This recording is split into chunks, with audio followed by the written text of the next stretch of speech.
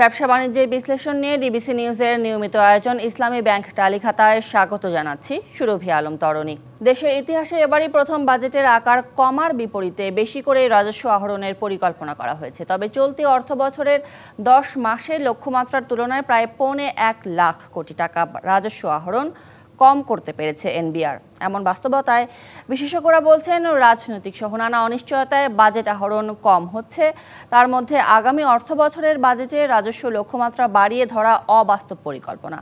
এসব নিয়ে আজ টালিখাতার আলোচনার বিষয় ঠিক করেছি বাজেট 2025-26 রাজস্ব আহরণের লক্ষ্য পূরণ সম্ভব কিনা।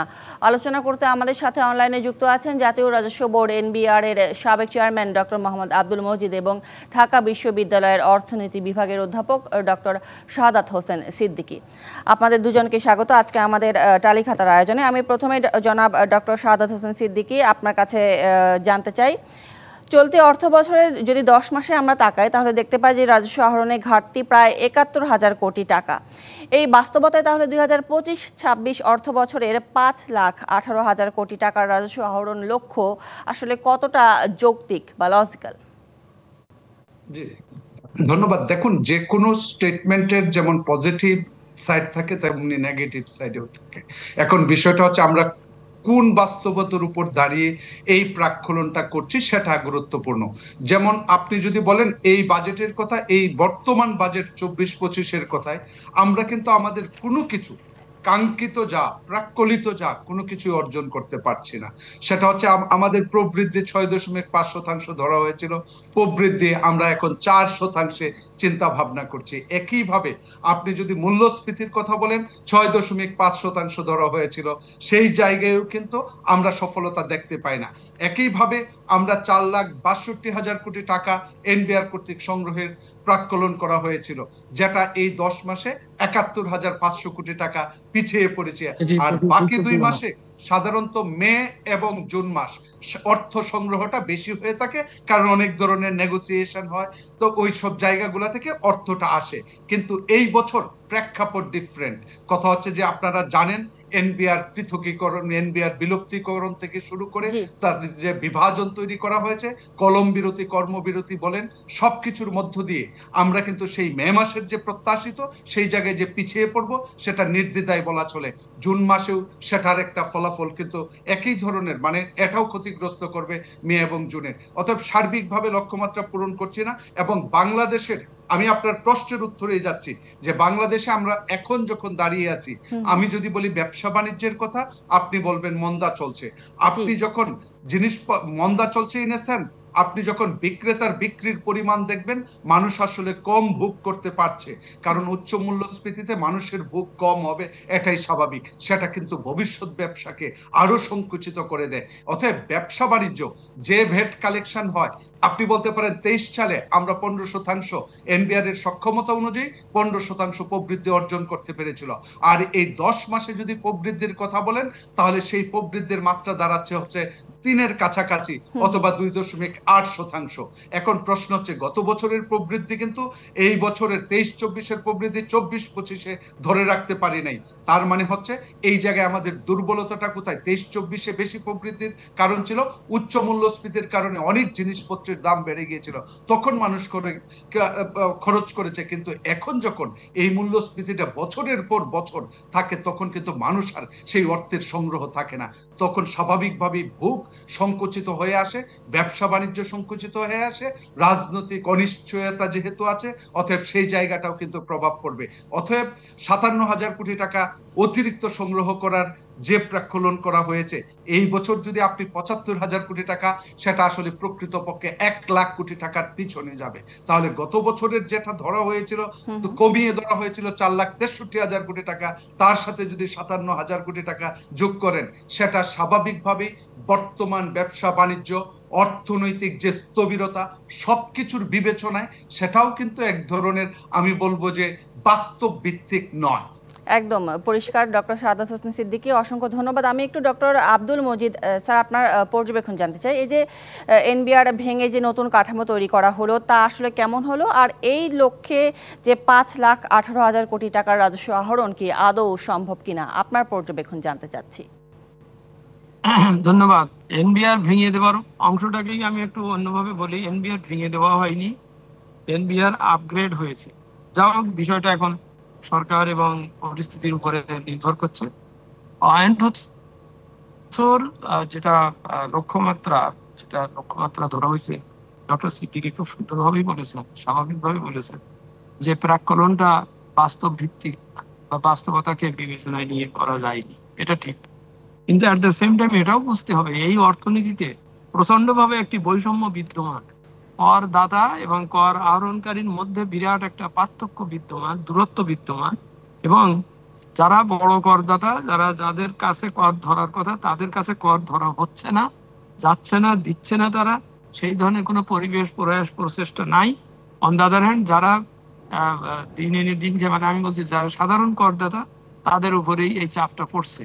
এখানেই পয়েন্ট হচ্ছে, যদি জবাবদিহিতা বাড়ানো যায়, যদি সুশাসন বাড়ানো যায়, যদি প্রকৃতপক্ষে কর ফাঁকিবাজকে ধরা যায়, তাহলে আমি মনে করি যে আমার এই লক্ষ্যমাত্রা ছাড়িয়ে যাওয়া সম্ভব। আসলে আমি করবো কিনা সেটাই হচ্ছে ইম্পর্টেন্ট। আমার সেই যে আমি চোরকে ধরতে চাইও ধরতে পারলাম না, দৌড়ালাম তা কিন্তু ধরতে পারলাম না, এই ধরনের পরিস্থিতিতে থাকলে এই প্রচন্ড বৈষম্য পূর্ণ একটি কর পরিবেশ, কর প্রশাসন, ব্যবস্থায় এটা কিন্তু আসলে সক্ষম না। হ্যাঁ, এটা ঠিক যে অর্থনীতিতে অস্থিরতা আছে, অর্থনীতিতে নানান ধরনের পরিসাদৃশ্য আছে, দ্রব্যমূল্যের করাঘাতে মানুষ এ করছে, এটা ঠিক আছে। কিন্তু দ্রব্যমূল্যের করাঘাতে থেকেও মানুষ যে ভ্যাট গুলো দেয়, সেই ভ্যাট তো সরকারের খাতায় ঠিক মতন যাচ্ছে না। এই জিনিসটা তো দেখা দরকার। দেখা তাহলে যাচ্ছে কি যে ডক্টর আব্দুল মজিদ, আপনি কি মনে করেন যে এই অবস্থায়, এমন পরিস্থিতিতে করদাতার আওতা বাড়ানো উচিত সরকারের? অবশ্যই, এটা সবসময়, এটা এই সময় বলে কথা না। কথা হচ্ছে আপনি দেখতেই পাচ্ছেন যে আপনার অর্থনীতিতে একজন 50,000 কোটি টাকা ভ্যাট ফাঁকি দিয়ে চলে গেছে, আপনি তারা কিছু বলছেন না, বা তার বলার ব্যাপারে আপনি কোনো পদক্ষেপ নিচ্ছেন না। আপনি ওই পুরনো কয়েকটা লোক যারা রেগুলার কর দিচ্ছে তাদের উপরে করছেন। আপনার তো এই সময় করদাতা বাড়ানো উচিত নিয়মের। আপনার সেবাকে সিস্টেম করে আপনাকে সেই রকম ধরনের প্রতিবিধানমূলক ব্যবস্থা নিয়ে আপনার কর ফাঁকিবাজকে তো ধরা উচিত। কারণ না ধরলে আপনি অন্যকে কর দিতে উৎসাহিত করতে পারবেন না। এখানে আস্থার প্রশ্ন জড়িত। এটা বুঝলাম যে অর্থনীতি একটি অসমাধার ভিতরে আছে, এই সময় করের আসে না। কিন্তু এই যে যেমন ধরেন মে বা জুন মাস প্রতি বছরই এই সময় আমার ড্রাইভ দেওয়ার সময়, এই সময় আমার এই করের আহরণের বেশি সময়, সেই সময়টাই আমি যদি কর্মবিরতি পালন করি, যে কারণেই হোক, আমি সেই ব্যাপারে মন্তব্য করছি না। কিন্তু এটা ঠিক যে আমি আমার একটি উৎকৃষ্ট সময়টা, আমার কার্তিক আর পৌষ মাসের যে ডিফারেন্সটা, কার্তিক মাসে মানুষের অভাব থাকে, থাকে, পৌষ মাসে দিয়ে সেই টাকা, সেই ধান নতুন ঘরে ওঠে, উদ্ধার করে। আমার সেই পৌষের সময়ে আমি কার্তিকের চাইতেও খারাপ অবস্থায় অবস্থান করলাম। এই বিষয়টা তো ভাবতে হবে। জি, নিশ্চয়ই। এই অবস্থায় স্বচ্ছতা ও জবাবদিহিতা কিভাবে নিশ্চিত করা যায় সেটি নিয়েও আমরা আলোচনা করতে চাই। আপনাদের দুজনকে ধন্যবাদ, আপনারা থাকবেন আমাদের সাথে। আমরা ফিরবো একটি বিরতির পরে। দর্শক, তালিকায় নিচ্ছে একটি বিরতির সঙ্গে থাকুন। আবারও স্বাগত জানাচ্ছি ব্যবসা বাণিজ্যের বিশ্লেষণ নিয়ে ডিবিসি নিউজের নিয়মিত আয়োজন ইসলামী ব্যাংক তালিকায়। আজ আলোচনার বিষয় ঠিক করেছি বাজেট 2025-26 রাজস্ব আহরণের লক্ষ্য পূরণ সম্ভব কিনা। এবং আলোচনা করতে আমাদের সাথে অনলাইনে যুক্ত আছেন এনবিআর এর সাবেক চেয়ারম্যান ডক্টর মোহাম্মদ আব্দুল মজিদ এবং ঢাকা বিশ্ববিদ্যালয়ের অর্থনীতি বিভাগের অধ্যাপক ডক্টর শাহাদাত হোসেন সিদ্দিকী। আবারও স্বাগত আপনাদের দুজনকে। এ পর্যায়ে জনাব শাহাদাত হোসেন সিদ্দিকী, আপনার কাছে যে বিষয়টি জানতে চাচ্ছি, বিরতির আগে বলে গিয়েছিলাম যে স্বচ্ছতা ও জবাবদিহিতা নিশ্চিত করা যাবে কিনা। রাজস্ব ব্যবস্থাপনা যে নতুন কাঠামো তৈরি হচ্ছে, এতে করে আপনি কি মনে করছেন বা আপনার পর্যবেক্ষণ কি বলছে, স্বচ্ছতা ও জবাবদিহিতার জায়গা কতখানি অটুট থাকলো? জি, দেখুন, এটা খুবই গুরুত্বপূর্ণ প্রশ্ন এবং বর্তমান প্রেক্ষিতে যে উদ্ভূত পরিস্থিতি তার প্রেক্ষাপট বিবেচনায় বলছি যে প্রথমত আপনি যদি বলেন সংস্কার যে বিভাজনটা করা হয়েছে যৌক্তিক কিনা, আমি এক বাক্যে বলবো সেটা যৌক্তিক। কিন্তু বিষয়টা হচ্ছে, প্রশ্নটা হয়েছে যেভাবে করা হয়েছে রাতারাতি সেটা ঠিক হয়েছে কিনা, আমি বলবো সেটা একদমই ঠিক হয় নাই। যে কারণে প্রকৃতপক্ষে সরকারি রাজস্ব আহরণে যে ঘাটতি, সেই ঘাটতিটাকে প্রকট করে তুলবে সরকার আলোচনার মাধ্যমে, না করে এই ধরনের সিদ্ধান্তকে তখন তারা চাপিয়ে দেয়া মনে করে। কিন্তু বিশ্বে যদি অন্যান্য দেশের কালচার এবং প্র্যাকটিস গুলা দেখেন, সেই ক্ষেত্রে আপনি নীতি বিভাগ, ব্যবস্থাপনা বিভাগ আলাদা হবে এবং এদের মধ্যে একটা আরেকটার কমপ্লিমেন্টারি, একই সাথে যোগসূত্র থাকবে। অতএব সেই চিন্তা ভাবনাগুলা কিভাবে প্রতিফলিত হবে তার জন্যই কিন্তু এই নীতিগুলার যেভাবে বিভাজন করা দরকার, সেইখানে লেখার মধ্যেও কিছু ধরনের ব্যত্যয় ঘটেছে বলেই কিন্তু আজকের এই ধরনের উদ্ভূত পরিস্থিতি। এখন বিষয়টা হচ্ছে শৃঙ্খলায় ফিরিয়ে আনা। যে বিষয়টাকে বলছিলাম যে এনবিআর বিলুপ্ত, বিলুপ্ত শব্দটা আনাটাই কিন্তু যৌক্তিক হয় না। এনবিআর রেখেও আপনি বিভাজন করতে পারেন। এখন যে যেখান আবার কিন্তু আগের অবস্থায় ফিরে এসেছেন। অতএব একটা সরকার যখন সিদ্ধান্ত নিতে গিয়ে এই ধরনের বারবার ফিরে আসে, এতে কিন্তু সরকারের দুর্বলতা প্রকাশ পায় এবং প্রতিটা ক্ষেত্রে যখন আপনি এই ধরনের দুর্বলতা প্রকাশ করবেন, তখন কিন্তু এই সরকার যখনই যা কিছু করতে চাইবে, তখন তার জন্য যে কাঙ্ক্ষিত ফলাফল সেটা অর্জন করা সম্ভব হবে না, সেটা আমি মনে করছি। কারণ আমি বলছি যে সরকার ভাবছে যে আসলে 57,000 কোটি টাকা এক্সট্রা আসলেই পসিবল এই অর্থে আপনি বলেন যে পৃথিবীতে আমরা ট্যাক্স জিডিপিতে আমরা বলি সবচেয়ে কম ট্যাক্স জিডিপি রেশিও দেশের মধ্যে একটা, তাহলে আমি সবচেয়ে কম তো জাতীয় আয় না, তাহলে আমি এত নিচে থাকবো কেন? দ্যাট মিনস আমার সম্ভাব্য জায়গা রয়েছে, কিন্তু সেই জায়গাগুলো আপনি যদি ব্যবস্থাপনার মধ্যে কাঙ্ক্ষিত ফল না আনতে পারেন, তাহলে কিন্তু প্রশাসনের ব্যর্থতা। প্রশাসন ব্যর্থ মানেই হচ্ছে আসলে লক্ষ্য অর্জন সম্ভব। আমাদের 7.4% ট্যাক্স জিডিপি রেশিও, সেটা 8, 9, 10, 11, পৃথিবীর গ্লোবাল যদি এস্টিমেট দেখেন সেটা 16। অতএব আমরা সেই জায়গাতে যেতে পারি এবং সেই সুযোগ রয়েছে।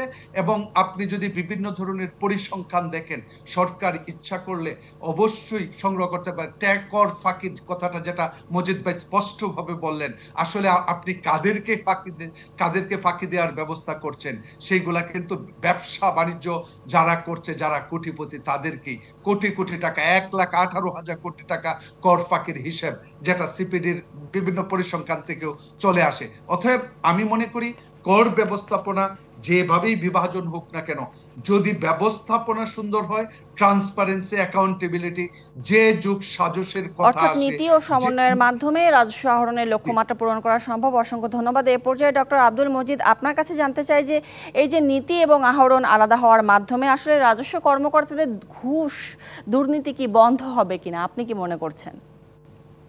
দেখুন, এটা কিন্তু আসলে কর ব্যবস্থাপনায় বা কর নীতি প্রক্ষেপণের ক্ষেত্রে একটা জবাবদিহির পরিবেশ সৃষ্টি হবে, এটাই হচ্ছে প্রত্যাশা। জবাবদিহিতা, কারণ একই ব্যক্তি নিজে নিজেই করের নীতিও ঠিক করবে, আবার সে নিজেই ইয়ে করবে, কি বলে, বাস্তবায়ন করবে, এটাও হয় না, এটাও হয়নি এবং এটা সম্ভব না, এবং যার জন্যই এই পরিস্থিতিতে। সুতরাং কর নীতি এবং ব্যবস্থাপনা দুটো আলাদা হলে পরস্পর পরিপূরক, যেটা ডক্টর সিদ্দিকী বললেন, পরস্পর পরিপূরক হিসেবে ভূমিকা পালন করলে জনগণ আসলে করদাতারা একটা স্বস্তি পাবে, সুস্থিরতা পাবে এবং তাদের আস্থা ফিরিয়ে আসবে। এই যে আমরা বলছি কর জিডিপি কম, তার মানে কি মানুষ কম কর দিচ্ছে বা কম লোক করের আওতায় আসে? কেন আসে না সেটা বুঝতে হবে যে আমি কি এনাবলিং এনভায়রনমেন্ট, আমি কি তাদেরকে ইয়ে করার মতন ব্যবস্থা আনতে পেরেছি কিনা, কোথায় আমার করণীয় আছে, কি করণীয় আছে, সেইগুলো তো সেইগুলোকেই স্পষ্টকরণের জন্যই, সহায়তা করার জন্যই কিন্তু এই যে বিভাজন মানে কি পরিবর্তন। এখন এই পরিবর্তন হচ্ছে সংস্কার ভালো অর্থে, কিন্তু সেটাকে প্রয়োগ করতে যেয়ে যেমনটি সিদ্দিকী বললেন যে এটার আইনটা তো প্রণয়নের সময়, তারপর তার যে অবস্থা হচ্ছে, এই ধরনের ভুলভাল করা কিন্তু যাবে না। এইভাবে বিষয়টার পরিস্থিতি যাবে না। তাহলে এই অবস্থায় যদি অর্থনৈতিক কার্যক্রম নাই বাড়ে, আমদানি রপ্তানি কিংবা বিনিয়োগ এবং ব্যবসা বাণিজ্যে যদি গতি নাই আসে, তাহলে বিকল্প সমাধান কি হতে পারে? না, এই অবস্থায় বিনিয়োগ ব্যবসা বাণিজ্য বন্ধ হওয়ার তো কিছু নাই। এটা তো সেপারেশন, তাদের সেপারেশন হচ্ছে এবং সেপারেশন অনুযায়ী পরস্পরের মধ্যে একটা স্বচ্ছতা, জবাবদিহিতা, এই যে তথাকথিত হয়রানি বা যা কিছু বলা হয়, মানুষ যে নিরুৎসাহিত হয়, সেইটা বন্ধ করতে হবে। তাতে মনে করা হবে যে তাহলে অধিক লোক কর দিতে আসবে এবং কর যথাযথভাবে আদায় হবে। এইটার সাথে এইটার সম্পর্ক, হ্যাঁ, এই জন্যই অর্থনীতি ইয়ে হয়ে যাচ্ছে তা না। অর্থনীতি তো অর্থনীতির জায়গায় আছে, কিন্তু তাকে করার অর্থনীতিকে চলার, অর্থনীতি থেকে রাজস্ব আহরণ করার পরিবেশটা উন্নত করা। এই পরিবেশ উন্নত করতে পারলেই অন্তত যেসব লিকেজ হচ্ছে, আপনার কস্ট অফ ডুইং বিজনেস আমরা যেটা বলি, সাধারণত লোকে বলে এই কস্ট অফ ডুইং বিজনেসটা কেন হয়? আপনার দরকার আপনি দেবেন 45 টাকা, কিন্তু ওটা নেওয়ার জন্য আপনার কাছ থেকে আরো 60 টাকা বেশি নেওয়া হলো, এটা যার কোনো রিসিট নাই।